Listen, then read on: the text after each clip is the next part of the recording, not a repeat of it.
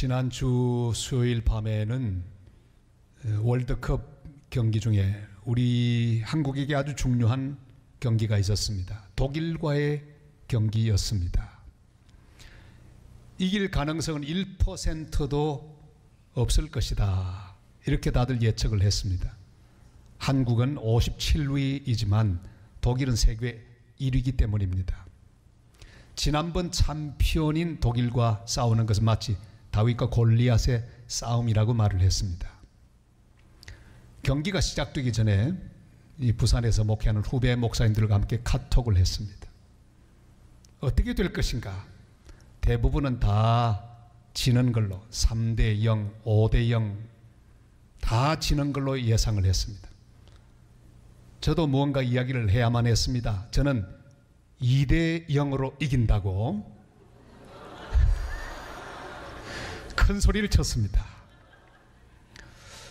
왠지 이길 것 같은 느낌이 들었습니다. 전 후반이 다 지나가고 추가 시간 6분이 주어졌는데 기적이 일어났습니다. 한국이 2골을 집어넣고 이겼습니다. 세상이 떠들썩한 승리를 우리 한국이 얻었습니다. 후배 목사님들이 저를 예언자라고 치켜 세웠습니다. 예언자는 아니고 어쩌다가 맞았습니다. 기분이 아주 좋았습니다. 여러분, 우리 인생의 일들이 우리 예상대로 이렇게 다 맞는다면 얼마나 좋을까요? 우리가 바라는 승리만을 얻게 된다면 얼마나 기쁠까요? 그러나 예상을 빗나가는 일들이 너무도 많이 있습니다. 마치 독일이 우리 한국을 대하듯이 저 57위쯤은 문제도 없이 이긴다고 하는 생각, 그런 생각으로 대하는 일마저도 때로는 가슴 아픈 패배로 이어지는 경우도 많이 생깁니다.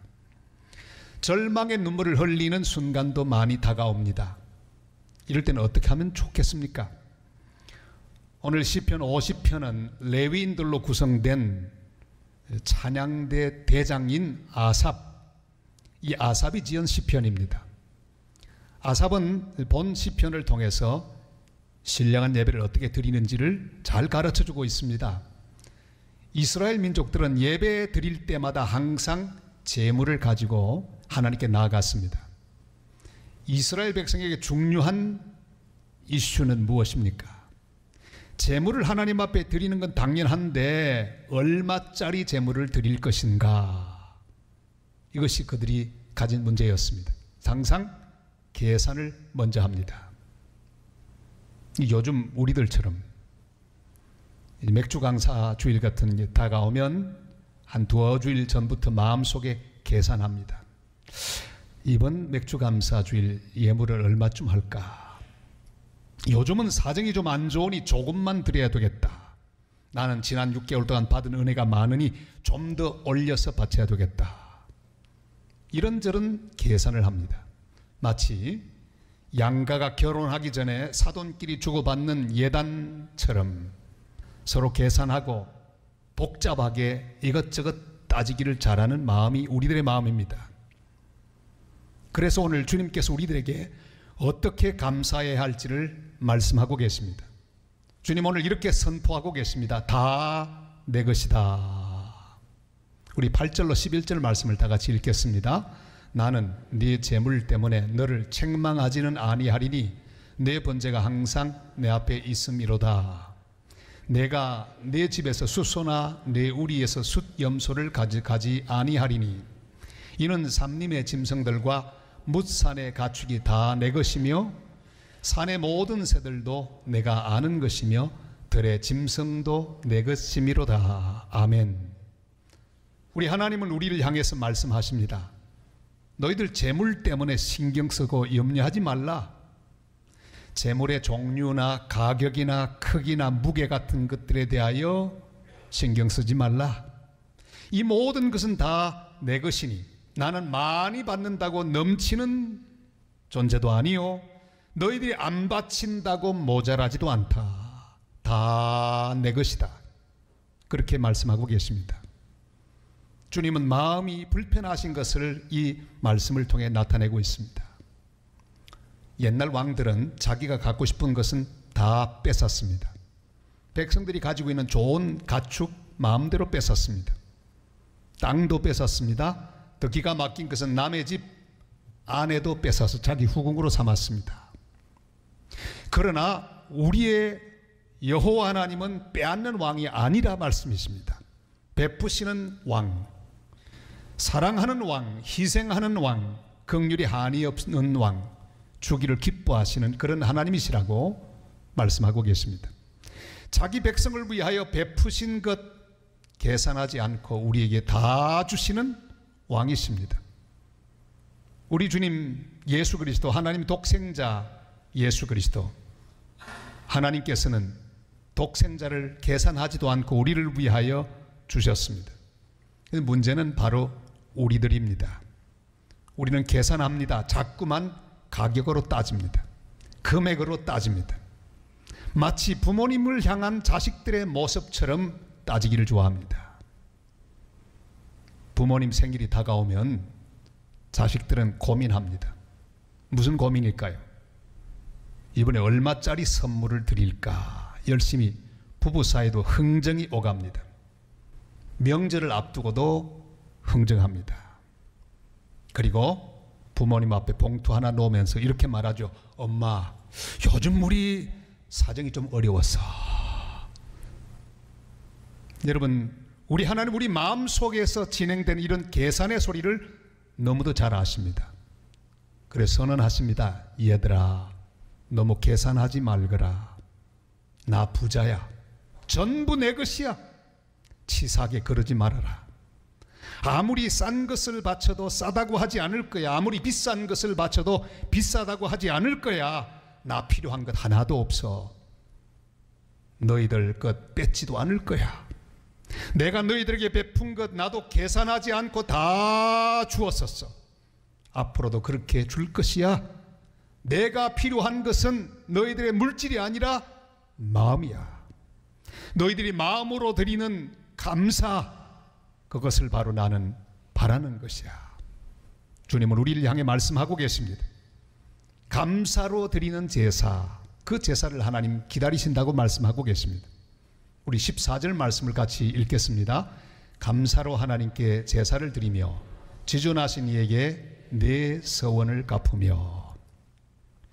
재물의 종류나 가격이나 수량과는 관계없이 감사로 제사를 드리면 우리 하나님은 기쁨으로 받으시겠다고 말씀하십니다. 하나님은 의인 욥을 통해서 많은 재물을 받으셨습니다. 예배도 받으셨습니다. 기뻐하셨습니다. 그러나 하나님이 꽃같이 기뻐하신 것이 무엇입니까? 재물이 다 사라졌습니다. 손에 있는 것이 없습니다. 그러나 그가 감사로 드린 제사, 주신 자도 여호와시요 취하신 자도 여호와시니 여호와 이름이 찬송을 받으실지로다. 감사로 주님 앞에 드린 그 제사를 우리 주님은 기쁨으로 받으셨습니다.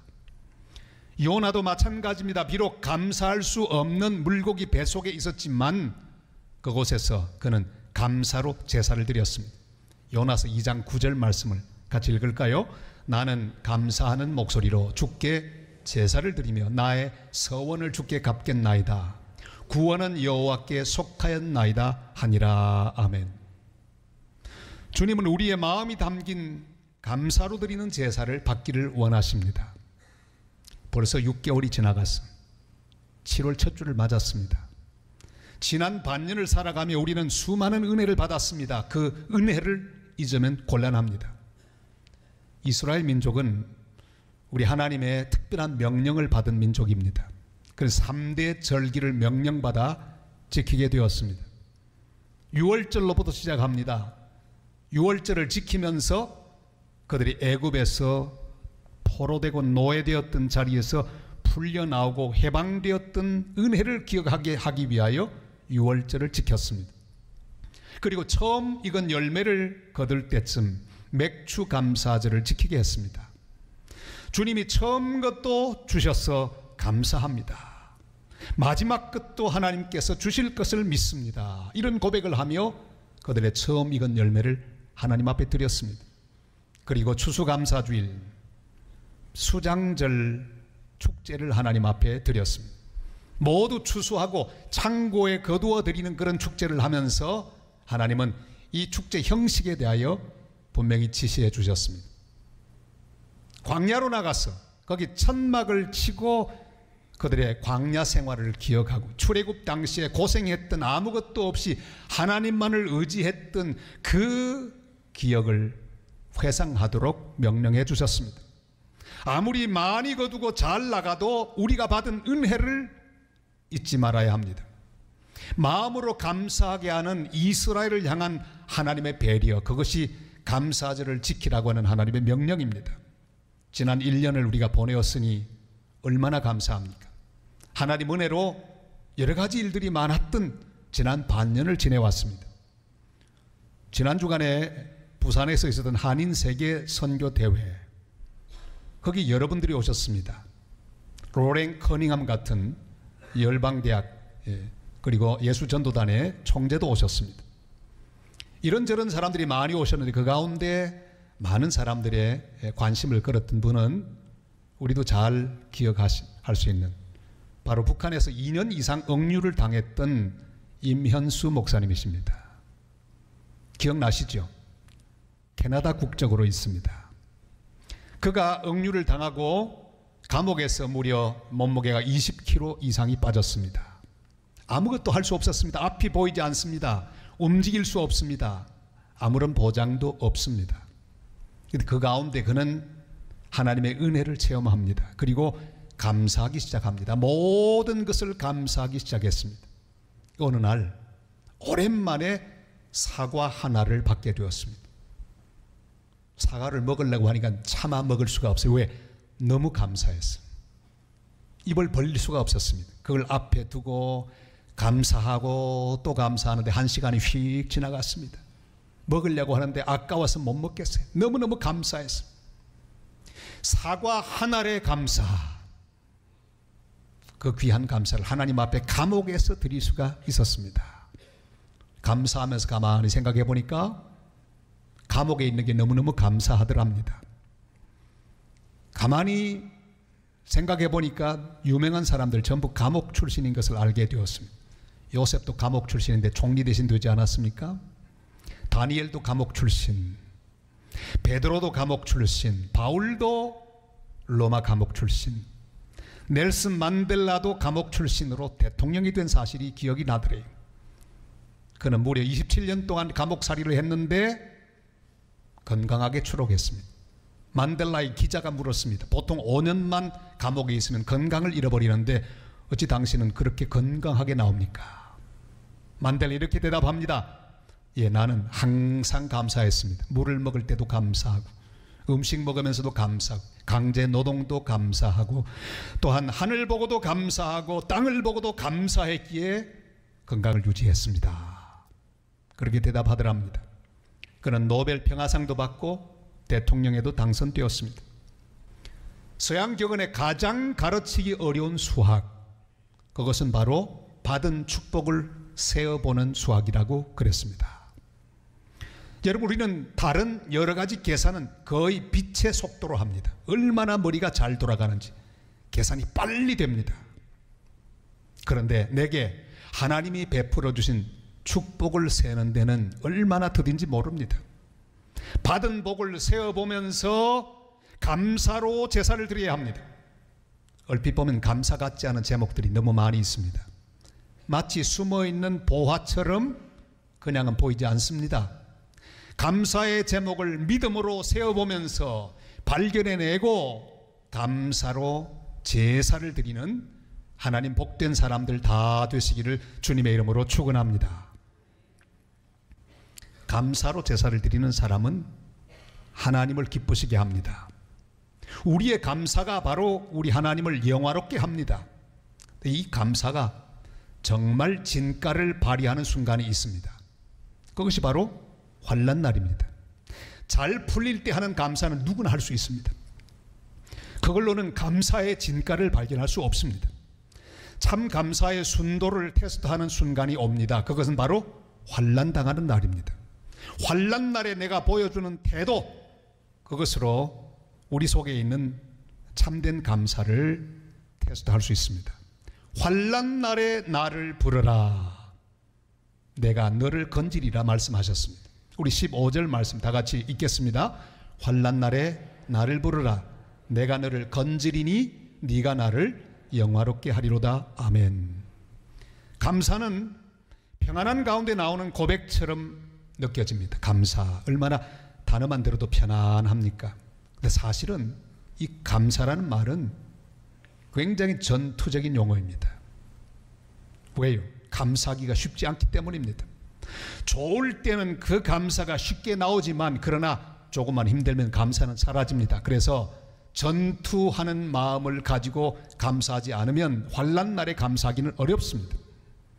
감사하던 우리의 입이 조금만 지나면 자기도 모르게 불평과 원망의 말로 가득 차게 될 경우를 우리는 많이 만납니다. 불평과 원망이 터져 나오지 않도록 환난 날에 주님의 이름을 불러야 합니다. 부르면 건져주신다고 주님이 약속하셨습니다. 우리가 환난 날에 부르짖는 것을 감사와 똑같은 차원으로 귀한 제사로 받으신다고 말씀하셨습니다. 왜냐하면 하나님께 전적으로 의지하는 우리를 보고 기뻐하시기 때문입니다. 빌립보 감옥에 갇혀있던 바울과 실라는 밤중에 기도하고 찬송했습니다. 기도는 부르짖는 기도였을 것입니다. 전적으로 부르짖고 의지하며 주님 앞에 간구했습니다. 그리고 찬송하고 감사했습니다. 이게 똑같은 차원이에요. 내가 급할 때 부르짖는다고 하는 것은 내가 주님을 완전히 전폭적으로 의지한다고 하는 표현이 되기 때문입니다. 주님께서 부르짖는 그의 기도를 들으시고 구원해 주셨습니다. 간수도 구원하고 그 간수의 식구들도 구원해 주셨습니다. 이런 말이 있습니다. 자식은 3살 이전에 평생 할 효도를 다 한다는 말이에요. 이 말을 우리는 이해합니다. 왜요? 이 효도를 우리가 3살 이전에 다 했기 때문입니다. 왜냐하면 3살까지 이 아이들은 전적으로 부모에게 의지합니다. 늘 그 품을 그리워합니다. 그 시선이 늘 부모를 향합니다. 엄마 아빠를 늘 바라봅니다. 늘 찾습니다. 부모를 통해 공급받습니다. 늘 의지합니다. 그리고 재롱을 떱니다. 얼마나 귀여운지 몰라요. 자, 그런데 조금 자라면 미운 7살이 됩니다. 지 마음대로 하는 시기가 옵니다. 사춘기가 됩니다. 좀 지나면 조금도 아무도 못 말리는 중2가 됩니다. 중2가 얼마나 무서운지 몰라요. 좀 있으면 여자친구도 생기고 남자친구도 생기고 그런 마음이 점점 떠나갑니다. 결국 청년되고 취직하고 결혼합니다. 그리고 결혼하고 얼마 있지 아니하면 해외 동포가 된 자식을 발견하게 되실 것입니다. 마음이 멀리 떠나갑니다.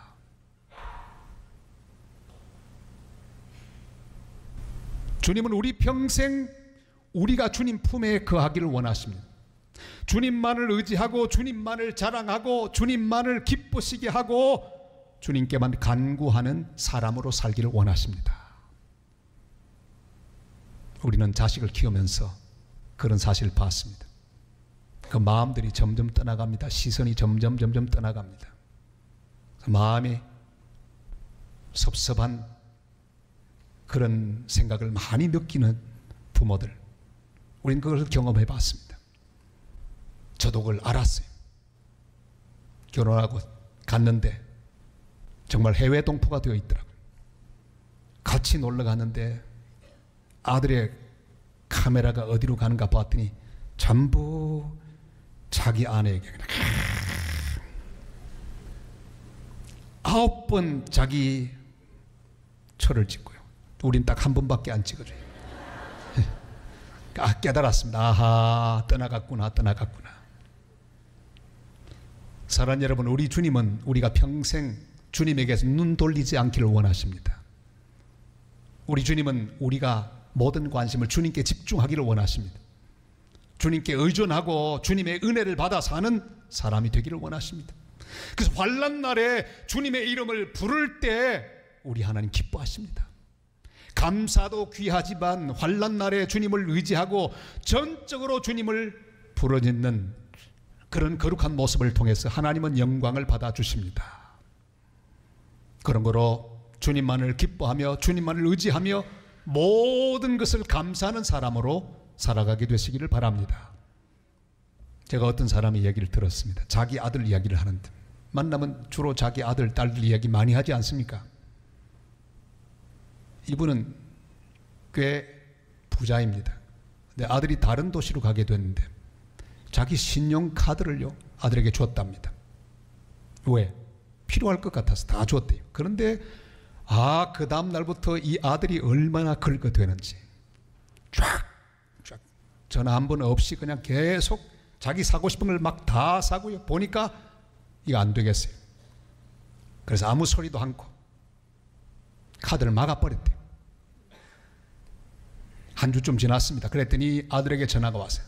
아빠, 내가 아껴 쓸 테니까 제발 좀 열어줘.